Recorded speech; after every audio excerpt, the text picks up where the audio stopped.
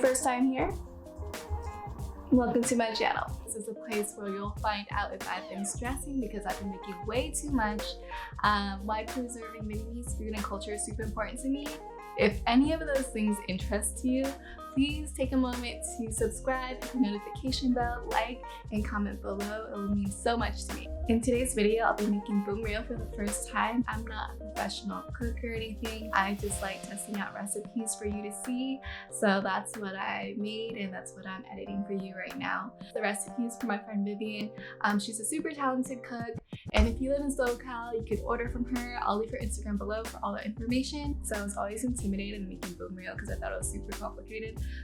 But after looking over a few recipes, although a lot of people make it differently, there are three main components. It's the broth, the rieu, and the assembly, putting it all together. And when you break it down like that, it's super tackable, and I think anyone could do it. So yeah, let's get to it. So number 1, the broth.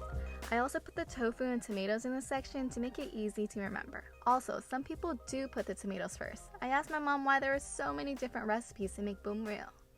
Người Bắc họ chỉ làm cái cua đồng thôi, họ bắt về họ đâm cho nó nát cái nước ra, xong rồi họ lấy cái nước đó họ bỏ vô trong cái nồi súp với cà với rau muống thôi à. Nó không có nấu lung tung như người Nam là có cua, có tôm, có thịt ba rọi, có tàu hũ, có này kia nọ. Người Bắc là họ nấu đơn giản lắm, simple. Number 2, the rieu. This refers to the meatball or crab cake-like pieces that you see floating on top of the broth. Every family makes it a little differently, but here's my mom's tip. Chảo lên con xào, con làm tỏi xong con xào lên, con nhớ mẹ nấu riêng một cái chảo riêng không? Con sắn một miếng con bỏ vô. I actually made this before calling her about it, so you'll see I did not listen to her, but don't tell her. Lastly, the assembly. Putting it all together. Easy, right? Let's go. Clear broth is super important in Vietnamese cooking, so before making any kind of soup, you want to clean the bones. I usually bring salted water to a boil, then add the bones to remove any residue. Don't do that. After you see the gunk rise to the top of the water, turn off the heat and drain the bones in a colander. You want to rinse these bones well under cold water. After they're all clean, return it to a clean pot. Then you cover it in liquid.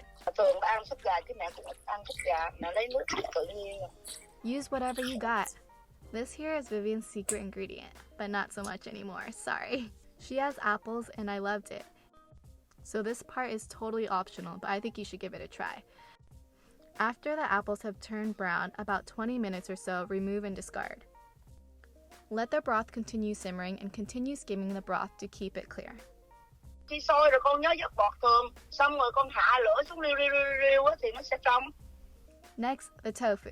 My parents usually buy pre-fried tofu from the supermarket, but I'm not near any Asian supermarkets, so I got extra firm tofu to make my own. I cut the tofu into about 1-inch squares and then into an air fry for 15 minutes at 380 degrees Fahrenheit. Halfway through, I took it out to flip it so it would cook evenly. After 15 minutes, you should have nice golden tofu chunks. Here in a pan, add a little bit of oil with some garlic and shallots. Then add the tomato wedges. Season to taste with some salt, sugar, and chicken or mushroom seasoning.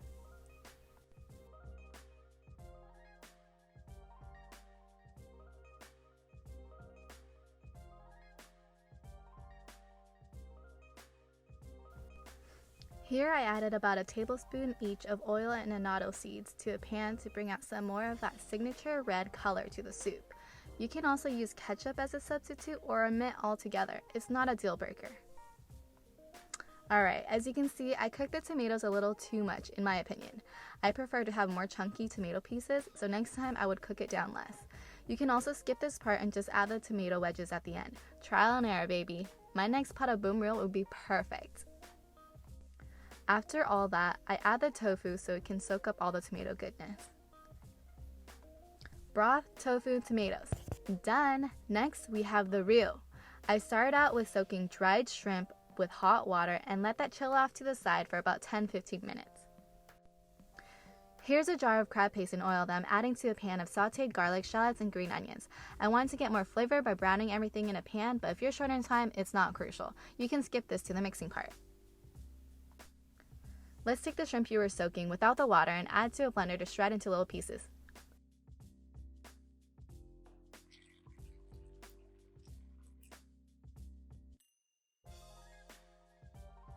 Just like this. And here we go. We're going to make the actual crab mix now. To a large mixing bowl, add the pork, lump crab meat,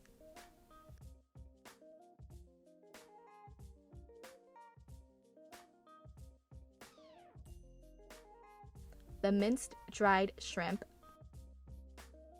sugar, salt, mum rook or fermented shrimp, and eggs.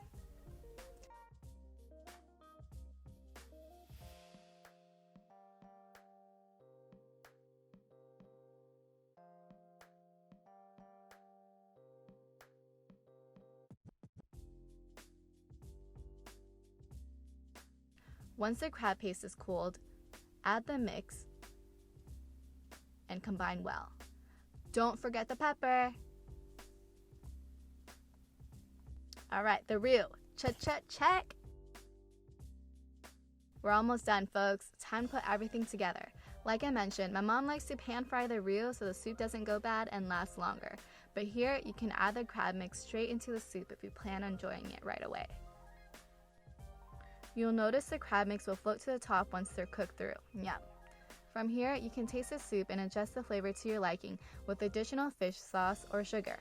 Personally, I didn't have to add anything else because there were already so many layers of flavor here. After seasoning, add the tomatoes and tofu. Cook your vermicelli noodles per bag instructions and pour the luscious Bun Rieu broth on top. Be sure to grab a little bit of everything. Usually my parents would add a bunch of herbs and veggies on top, but I just had lettuce, mint, onions, and green onions here. Don't forget to squeeze some fresh lime on top. And that's it. We're done. We made Bun Rieu and learned so much during this process. There may be a million ways to do something, but stick with one and then next time you can put your own spin to it until you get it just right. Start your own family traditions. Mỗi người làm quê khác nhau, mình làm sao mình thích ăn thôi. Oh, I got the crab meat and everything.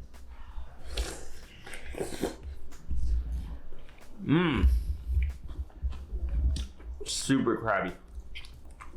It's great. I did that like 9 out of 10.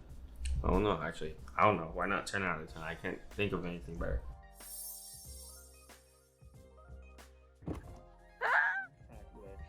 Thanks, guys. All right, we're gonna try Lisa's cooking. Your walrus food. Okay. I haven't had this in so long. I feel very nostalgic right now. You take that. So keep that. I love you. I hope you enjoyed the video, and I hope you're all staying safe out there. Let me know if you have any questions or comments below. Be sure to like and subscribe for more videos. Thanks for watching. Okay, bye, love you. Love you.